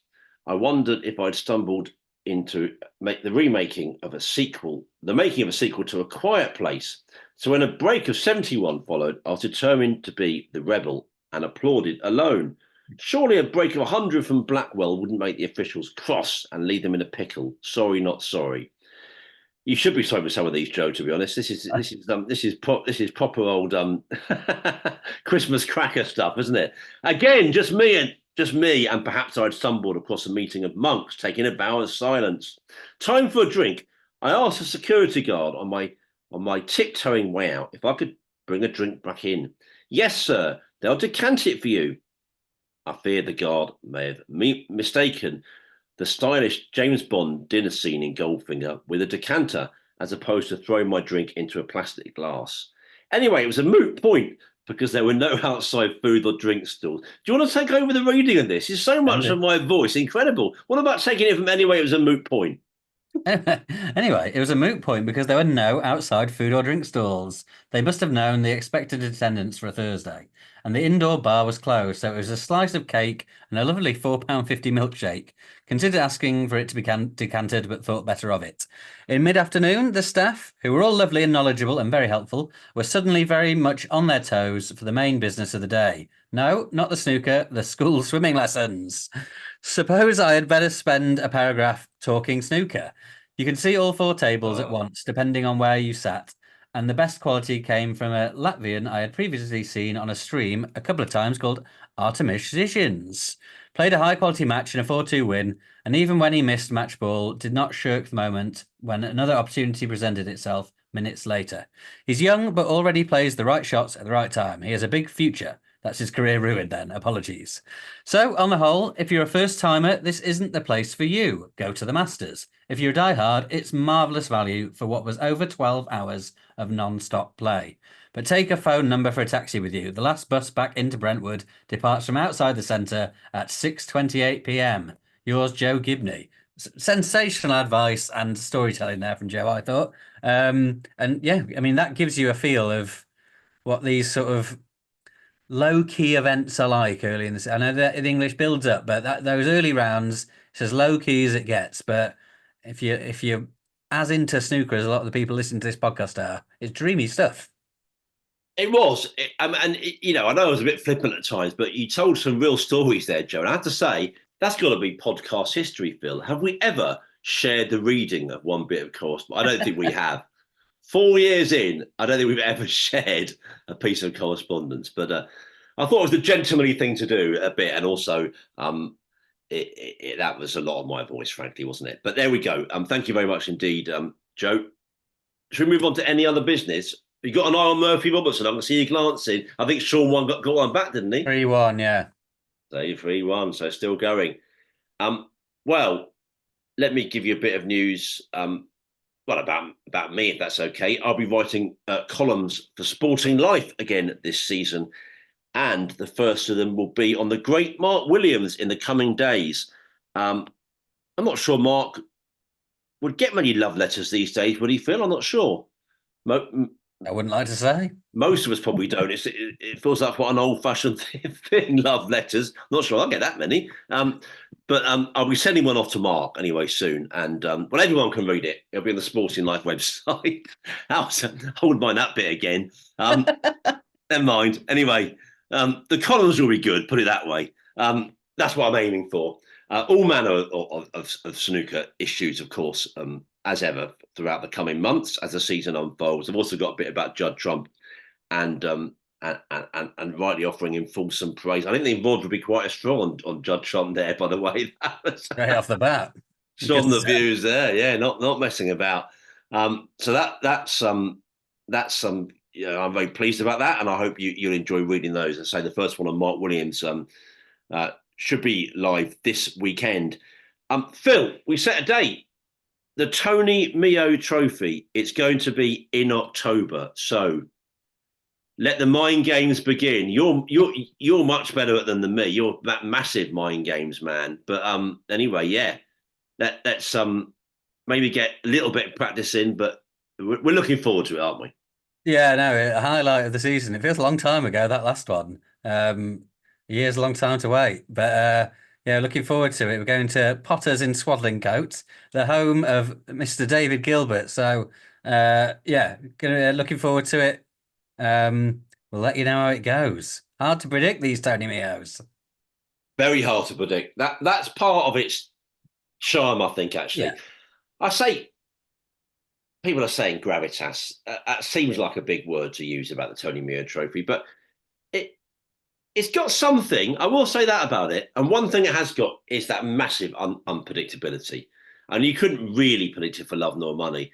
We're almost certain to have a couple of very deep, not saying black ball for certain, but certainly blue, pink and black ball type thing. There's always a few black ball finishes for sure. There is really, yeah. So we'll see. We're looking forward to that. And well, listen, Phil, I know we now have got into a habit of talking a bit more about other sport. I really enjoyed the Solheim Cup. That was smashing. The United States winning that for the first time since 2017. Europe never really recovered from their bad start on day one, but they gave it a real go. It got really exciting and tense on the last day. I won't dwell on it, but of course we have both seen Manchester United in recent days. I had a very pleasant day in Southampton on Saturday. I was thinking that the 70s and 80s would be sort of, they'd balk at me. I'm not sure they'd be ashamed of me. I was like sinking a smoothie in the park. I thought, this is, what have I become? This is such a, but I had a great day. I had a great day, actually. I went to an old friend's 50th birthday that night, and I thought, Rod Stubbs saying earlier, because we all have bad days, but tomorrow could be, could always be better. And that was actually just a lovely day in life.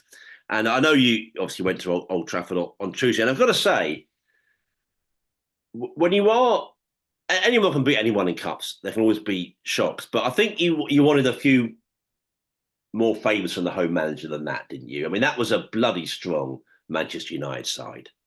Well, yeah, I mean, I was obviously went there expecting to lose, but it's disappointing when we were absolutely terrible. And I don't know if you saw our manager's quotes afterwards, but he really threw them under the bus by saying they were pathetically bad, which was true. But I actually thought the manager set them up all wrong in the first place. So yeah, no positives to take from that one really, apart from the fans. It took a lot of fans there, and they were brilliant all the way through, still singing at 7-0 down. Which was even worse for me actually because I took a mate of mine's Man United season ticket, so sat in the Man United end and had to sort of dutifully stand up and clap for all 7 goals they scored.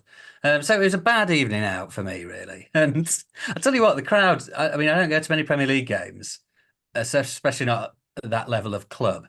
The football crowd is just a different thing. There's a lot of people just sort of taking selfies and doing Instagram live videos, not really watching the game. There was a couple in front of me who were just chatting to each other the whole way through, not really watching, but whenever United scored, they'd get up and go absolutely mental. And that was just really winding me up. So yeah, it was a bad night, really. So I got back, had a glass of wine, and watched the end of a terrible game between Bristol and Hamilton, and absolutely loved it. So yeah, that was much better. Do you know what? There's a massive conversation to be had there about top football. You know, not really a Manchester United thing, although some people say it's partly to do with that and the very biggest clubs, that sort of tourist element. But do you know what? I'm going to say it's a bit wider than that because I have noticed, and I'm not a great, I know you said you're not a great film man. I'm not a great cinema man anymore, but I do go enough, and I do go enough to theatre to say that I think people are changing whatever they see in entertainment. And I think it's partly a pandemic thing. And people are forever saying now that people are on their phones in the cinema and looking at stuff. And maybe I'm extending it too far now here with the way people sort of put stuff out loud on public transport when it used to be headphones and they'll speak out. I think the pandemic changed a lot of behaviours. So I'm going to say this, I could be wrong here, but I think this is a wider issue than football. But you're so right that when you go to top level football now, you think, listen, it can't go back to when I was growing up. That's decades ago. But if you'd have brought a camera out at a match when I was, a boy, people would have thought you're mad. Unless it was like a European Cup final, or maybe even an FA Cup final, you bring a disposable out. But otherwise, you'd be like, "What are you doing, mate? What's that guy doing? You got a camera and a football game." But listen, that's going back a long, long time. People want to film everything now, and I don't want to be pious about it because I'm too attached to my camera, and I like photos and videos as well and stuff. But yeah, the makeup of crowds at top level sport now is something else, isn't it? Yeah, it was very, very different. And fair play. Anyone can go watch sport. You don't have to behave any certain way, but it's just not what I was used to at all. Yeah, I find it at gigs because I guess I'll get to gigs quite as often as I can, really. But the amount of times you're just sort of trying to look through a sea of phones being held up, videoing it, and yeah, I'm not short, but I'm not the tallest. You're trying to get a good view anyway, and when you're trying to see past everyone with 2 hands in the air holding their phones up. It's not great. Just watch the band. You're not going to get a good video. You're no one Steven Spielberg with their phone camera holding it up in a sweaty mosh pit. Just watch the gig. Anyway, we're really straying onto other things here, but yeah, no, it wasn't a good night out for me, but it was an interesting one to go and see. I've not been to Old Trafford since I watched some Olympic games there actually in 2012. So no, nice to go to the famous old stadium. It is. It's showing its age a bit, I think, in more ways than one, that ground actually. But yeah, no, I'm sorry that the result was a difficult one, but it's always interesting to go to top level football. I really enjoyed Southampton. I hope to get to more Premier League very soon because there is something about going to those sort of stadiums and seeing the sort of the best players, and just in a very football sense, it struck me such a different team United this season, even from last season. So many new players and trying to gel into the team. So that was all interesting. And what else is happening? Well, the County Championship cricket is coming to an exciting climax, Phil, in the next week or two. Of course, we are into autumn now, so it really is the very end of the cricketing summer. And big boxing at Wembley this weekend. I know that because, well, I know because I know it, but also work have dragged me in, so they want me to do a late shift. So I know that's coming up. It's Joshua, isn't it? And yeah. Dubois, yeah. So yeah, we'll look forward to that. So that's it. I mean, heavens, I think if we needed a defence, I don't think we do. I don't think we do marathon episodes all the time now. I think we kept them to about an hour, but this has been nearly 2. But we had a brilliant guest presenter, so sorry, not sorry type thing. Yeah, yeah. I didn't think we were short stuff with Rod, and then we carried on anyway. So no, it was all good. Yeah, if you are still listening, thanks very much. Yeah, county cricket, Yorkshire are going to get promoted most likely, unless they mess it up badly, get back into Division 1, so that'd be nice. And talking of one last sporting thing I was going to mention, seeing as we were talking about him earlier, Luke Littler was superb in the World Series of Darts finals, beating Dobie and then smashing Van Gerwen and Smith. So he really is a phenom. So fantastic to watch at the minute. But yeah, busy as always on the sporting front, isn't it? Never a dull moment. Never a dull moment, and it'll be most obvious statement ever, but it's going to be fascinating come the World Championship coming up around Christmas and New Year, isn't it? Because it's sometimes easy to get in the mindset. I was there actually, but it's sometimes easy to get in the mindset. Oh, Littler probably won that. He didn't win it, so he still has to win it, and has to at his age. But you know what I mean? He'll want to win it, and it'll be so fascinating to see if he can do it. So that's a big old storyline to come in the months to come. But shall we disappear then and get this episode out there and watch some more snooker? What's happening? Let's give them an update before we go. 3-1 still, so we're going to catch the end of it now. Oh, we're going to see the end of the match, are we? Is there anything happening in this frame that's of interest? The completist in me would love. I don't want Sean to be beaten, but the completist in me would like sort of a kind of result before we go off air. That's just the way I am. But never mind. We'll go and watch it anyway and check the final score on snooker.org or WST. And I salute you and say thank you for your company and see you next time when we'll know who's won the English Open and we'll review the tournament from the last 16 onwards. We will indeed. And yeah, pleasure as always. And thanks again for Rod being a great guest. Always interesting to get different perspectives, isn't it? So yeah, no, that was a pleasure. And speak to you all soon. Rod Stubb was brilliant. We thank him very much. And you're all brilliant for sticking with the podcast that lasts nearly 2 hours. Those that have anyway. And we say back next week. Keep your thoughts coming. TalkingSnooker@yahoo.com or tweet us at TalkingSnooker. For now, from your old friends, Phil Haig and Nick Metcalf, cheerio.